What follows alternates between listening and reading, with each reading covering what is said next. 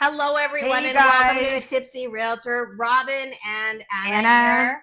Yeah. We're here today to talk about the Bourbon Smash, and we're just going to ignore it.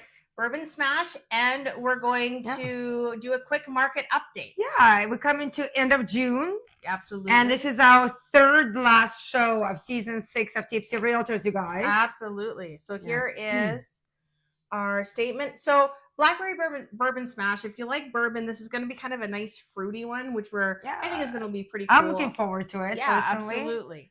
So let's get back, and we're going to do the cocktail to start. It's pretty simple. So you're going to start with your shaker empty, nothing in it, and you're going to throw in your mint leaves. You're going to throw in your blackberries, and you're going to throw in your lime juice. So I made mine without, so I just muddled them first. That's what it says to do. Yeah, without the lime, though. Oh, okay. So the recipe actually said you have to muddle with a lime wedge. It wouldn't make any difference whether it's a lime wedge or whether it's lime juice. That's why I just kind of muddled my berries and mint separately, and then I add all the liquids on top. Yeah. So. All right. So all muddled. Yeah. And now we're going to add our ice. There we go. Okay. And now we're going to do our bourbon to start. 2 ounces. 2 ounces. That's a big one. Or 2 of those. 2 ounces of bourbon. And a little simple syrup. So 3/4. Yeah. There we go. Simple syrup, and we've got ice in the glass. Mm-hmm. And then we are going to shake.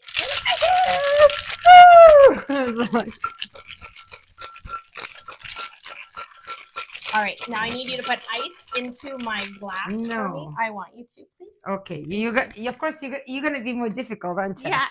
Yeah, hold on. Ice in the glass. So I know what Robin is doing. I want to double strain mine because I don't want blackberry seeds in my mouth. Yeah, so the recipe said do not strain it. So, really? Yes. So that I know mine will be non-strain. It will be extra dirty. Really said don't strain. Yes, I know. Gross. I know. Just put it in this thing, whatever. There. Yeah. And then you top up with a little bit of soda. You want me to? Yes, please. Well, that's kind of good if you want to reuse your ice and not have to run out of ice. Yeah, they just say basically dump all the content of the shaker into the glass, and I made very pretty decorations. That's very nice. You did a with great the flowers. job. And there. So you can see the difference. Mine is extra dirty. Yeah. But there are a whole bunch of floaties. Mine is cleaner. But my color is more of richer. Yours is 100%. Well, let's give it a go. I'm missing my straw. I'm wondering what the difference is between taste-wise.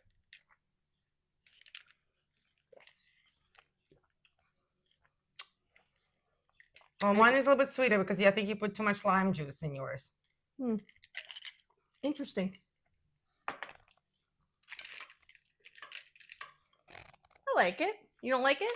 No, I like it. Yeah, it's good. I like it. It's actually a very tasty drink. I mean, I love bourbon. Yeah. But I like mine better. With all the stuff inside it? Oh no, just I think the balanced combination. Interesting. Stuff inside is really hard to drink through. It's really good stuff. Yeah. But well, that's why I was I didn't want all the little floaties in mine. No, it's very tasty. It is a very tasty drink. Yeah, very tasty. Like, I can see the benefit of the floaties. yeah, I mean, they all kind of settle anyway. Yeah, I do see Yeah. the benefit of the floaties. I don't know. Teach their own. Yeah, I think, yeah, if you don't like the floaties, then just double strain it. Totally. Yeah. If you're okay with, I mean, does it give more flavor? I don't know. I think yours has more flavor. All I can say, I really like it. It's a nice, refreshing drink. Hint of bourbon, hint of sweetness, hint of that lime juice. Yeah. It's super balanced. So I don't know if you like, for example, not like a vodka or gin drinker. Yeah. And you like your bourbons, but you tired of like old fashions or Campari mixtures. This is a really good solution. I actually really enjoy it. Interesting. Yeah. All right. Okay. Well, let's get on to the topic at hand. Yes, the topic is a little bit as complex as this drink. Floaties or no floaties? What is it going to be? And there are two different markets. So Right? There you go, right? There you go. The non-clumpy market and the clumpy market. But the good part about it, doesn't matter how different your market is, there is always a buyer and a seller in that market. Exactly. And you just, as long as you can come to an agreement, you've got a house to either purchase or sell. Exactly. So let's do like a quick overview and then we're going to go a little bit into specifics. All right. So basically, we're going to do an overall market recap. Yeah. And what it is a market. And that's for Calgary. Calgary, correct. Calgary and surrounding areas. So the overall market is shifted to a balanced market. 3.1 months of supply, year-to-date sales are down 6%, but inventory is up 8%. There's a big split in property type. Detached is still relatively tight, while condos and rows are much more buyer-friendly. Alberta economy is leading Canada, but there are risks, and there are some pretty significant risks when we come to that Alberta economy. So those risks are basically, we are looking at oil, trade policy, government decisions. All of those things are going to affect us. But we have strong unemployment and jobs are strong and unemployment at 7%. The forecast is go to 7.4% by the end of the year. National? That is for Calgary. Okay. So that is for Calgary. We're going to go up. We're forecasted to go up 0.4% by the end of the year. Yeah. The population is growing, but we do have slowing growth in Canada. And actually, this one was really interesting to me because what you're seeing is the one thing that's been fueling the Alberta market that I find interesting is that the Alberta market has been fueled by interprovincial migration. And that's really what's kind of pushed Alberta, because you've had people from Ontario and Vancouver, and they've got all the international migration, and they've been buying up all the houses, jacking their prices, and the interprovincial migration is what's come to Alberta. Now, interprovincial migration, they're more likely to buy a house right away. Where international migration, you're going to see them wait about 3 years to buy a house. Yeah. So rental first, try things out. Exactly. Get used to where their lives are going to be and figure out if they want to stay. So that slowing of the interprovincial migration, to me, is an interesting thing when you look at these stats, because that interprovincial migration growth, the interprovincial migration growth that we're seeing slow down is what's really been pushing our market higher and higher and higher. And this is why we're seeing us go back to that balanced market. Well, I think overall Canada just experiencing a lot of changes. Yeah. And Alberta as well, there is a little bit reshuffling going on all platforms, I would say, right? In terms of environmental and business and global, how everything interacts. And there's not much stability in globally, which makes people feel a little bit uneasy. Like, do I want to stay? Do I want to go? Do I want to invest? Do I want to buy a house now or later? There's a lot. We see this right now, right? And same thing for interprovincial. When everything was rising in Toronto area and Vancouver area, a lot of people were jumping the ship and coming to where somewhere more affordable. Right now, Vancouver and Toronto area specifically actually seeing completely reverse action. Everything is kind of like slumping down. The prices are falling really hard. Lots of inventory. And people was like, oh, maybe like if I wait a little bit longer, I can afford something, right? Instead of moving to Alberta. So there's a lot of those changes. And as like you said, Alberta is seeing a strong the job sector growth as well, right? Like we actually diversified into IT quite heavily right now. But is it enough to pull the like where the oil and gas is not coming in? Although we're still doing really well on the oil and gas, Yep. but all can shift in a minute now. So those are a good risk to expect. Yep. Consider, talk to your realtor groups, us, and we can kind of tell you which way we're going. Absolutely. So the next question people ask, buy now or buy later? Like usually it's like 6 months later, I mean within the year, right?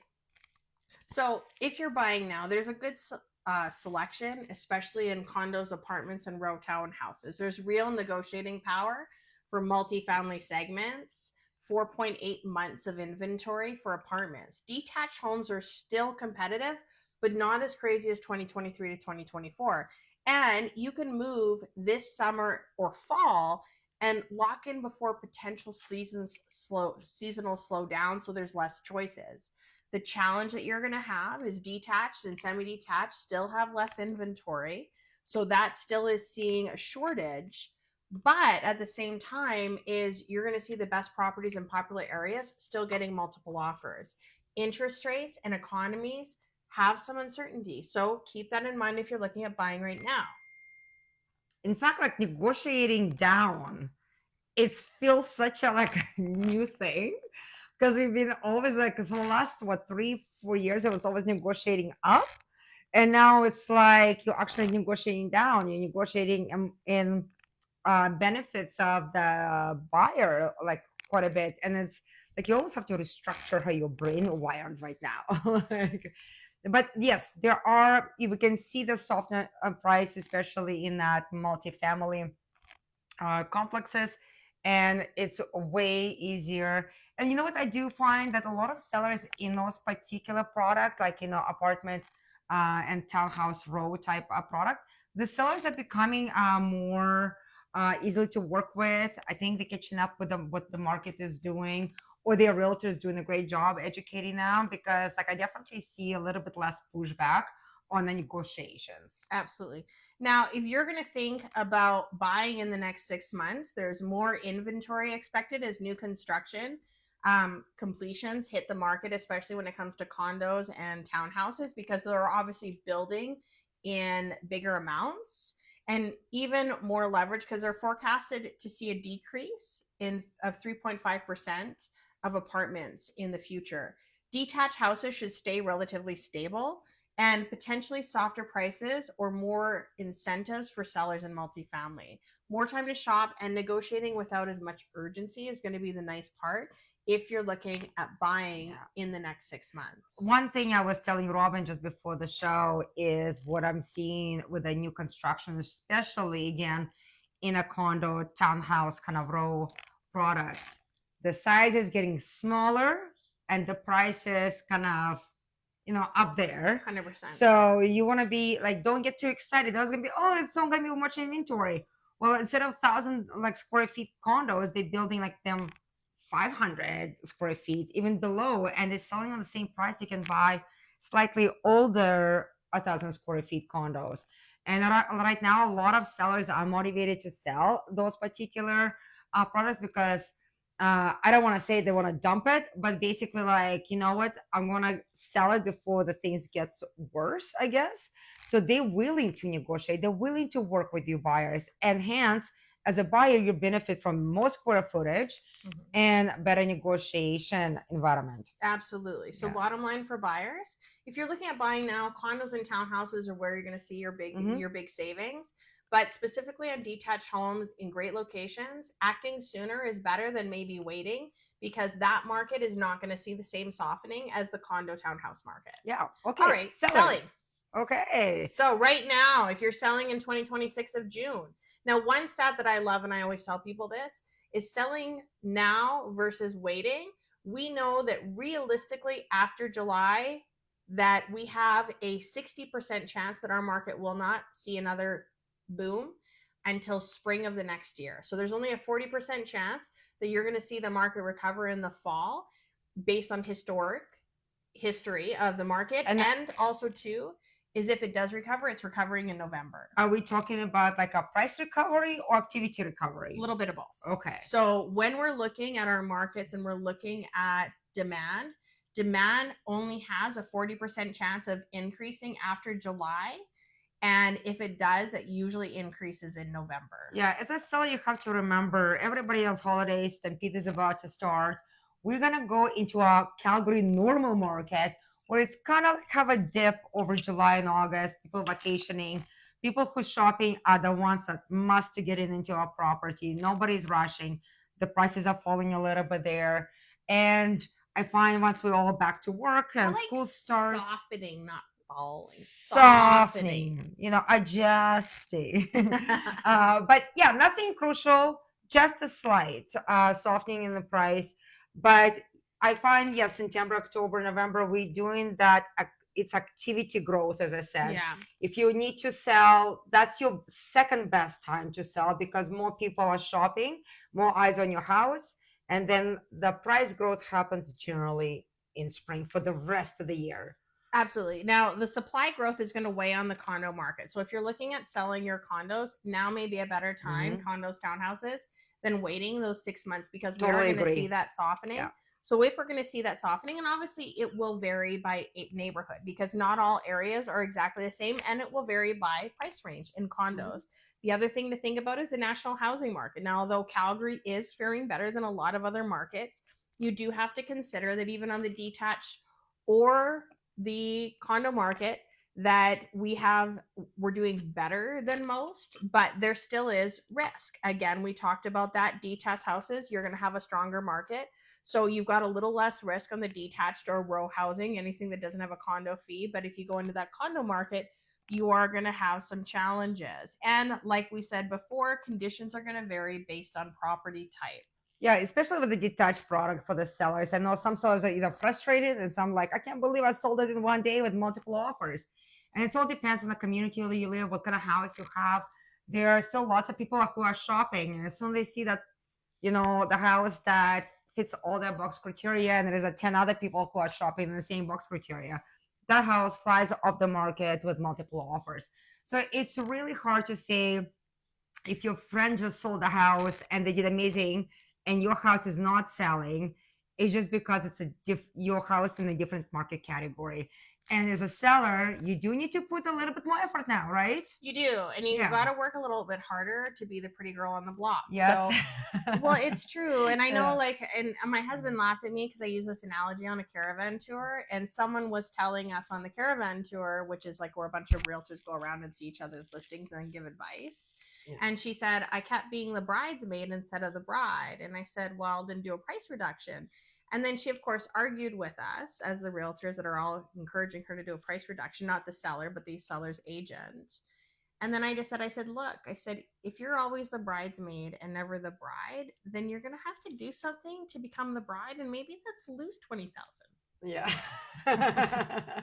So yes, that's what it might take. That's right. Yeah, no, definitely more of a maintenance, prettying up, staging, definitely a lot of professional marketing to make sure your home shows up there like strong and you get the most dollar for your amount. And you're gonna have to start with a little bit of aggressive pricing instead of optimistic pricing, which is what optimistic pricing. No. Buyer sees that right away and they're like, well, wait till you guys reduce the price. Absolutely. Become more like, yeah. And what we've seen that if you price your house right on market value, so if this is exactly the price that you believe the market thinks your house is going to sell at, then you will have a 95% chance of selling. But if you go just 5% over market value, you will decrease your chances to 50% chance of selling. And that's a pretty low statistic. It doesn't take a lot. Like 5%, like honestly, that would, on some properties, that's like a $5,000 difference. And you really have to look at the new home supply. So new home builders in our marketplace now and 6 months from now are actually really, really good at making sure that they don't overbuild.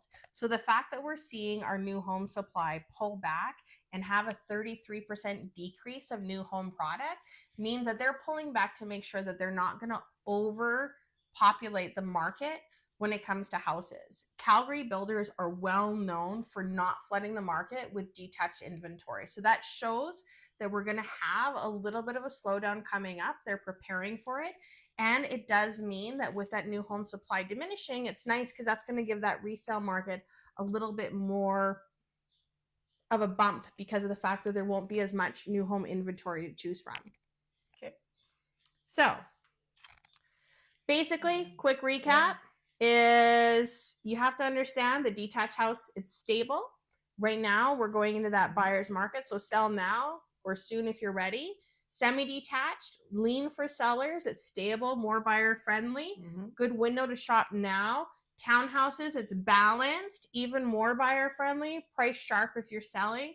And condo apartment is definitely a buyer's market, even more buyer leverage. And buyers will win either way, whether they buy now or buy later. But the sellers might want to act a little bit sooner putting it on the market. Yeah, I think that's great. But the market isn't crashing. No, it's honestly, I know it's a big change from what we've been going on for the last 3-4 years, but this market is very healthy market, especially like in Calgary terms. I like to see some stability in our market. Like means that Calgary has its own wave. How we're going through the activity, which is showing that wave, which is we know what to expect. Absolutely. Yeah. All right. What are we doing next week? Next week, chicka bow wow. It's actually chow chicks. It's supposed to be chow chicka bow wow, but I put chicks. Okay. Chow chicka bow wow is a drink, and how to say goodbye to your mortgage even faster. So this is actually one of my most favorite topics because I love teaching people how to get their mortgage to zero sooner. Because believe it or not, it is so simple. And who doesn't like that? Well, and honestly, me and my husband, we did it in 5 years. It wasn't with a lot of sacrifice. It's super simple when you start using the strategies and how to do it. Maybe I should. I know it is. It's so good. It's honestly, I love this subject because it was funny when we paid our mortgage. No, but when we paid off our mortgage, I actually sat there and I looked at Clint. I'm like, okay, we're so young and our mortgage is paid off. Now what? So that's when we started investing in other properties, and that's how you build wealth. Which is again some of my favorite things to teach people because it's so easy to build wealth. Do that, and it is simple. But anyways, like, love, share. We have the last prize to give away on the first week of July for the season 6. Right. This is it. So what are we giving away? We're giving away a whiskey set. It's going to be an amazing decanter for the whiskey, like super solid glass. It's going to make you look so fancy. Oh, like over the fire. Hello. Exactly. Yeah. And you get 4 glasses, matching glasses to this kind of like, curved bottle design. They got it all solid glassware because I can't even describe this. But you get this beautiful set for you and another 3 friends to enjoy. Maybe you're gonna put some bourbon in it and make this blueberry smash. And the way you win it, you follow us on social media for month of June. You see Tipsy Realtors. You love our shows. You like it. If you share it, you get extra points for it. If you tag your friends and family, even if you just like a cocktail, not so much a real estate topic, then your name also gets entered twice. And we do it as many times as we see it, your name to pop up on our social media platforms. During that month, we always be on Facebook Live, Instagram, TikTok, YouTube, LinkedIn, and X. I already did all those. Yes. So basically, we everywhere. Yeah. So there is no reason for you not to win this beautiful set. And I think that's it. Yeah. Of course, if you know of anyone buying or selling a home in the next 6 to 12 months or even longer, just have basic real estate questions. Your neighbors, your family, your friends, your coworkers, people you like, people you don't like, have them call us. Yeah. And we will people help you don't like, call her. We will help you out, and we will make sure that we answer all your real estate questions. Because it's about making the right decision, especially when you're spending so much money. And it doesn't matter whether you're spending $200,000 or $20 million. Getting the right advice is the best thing that you can do for yourself, and that's what matters to us. All right. Thanks for watching.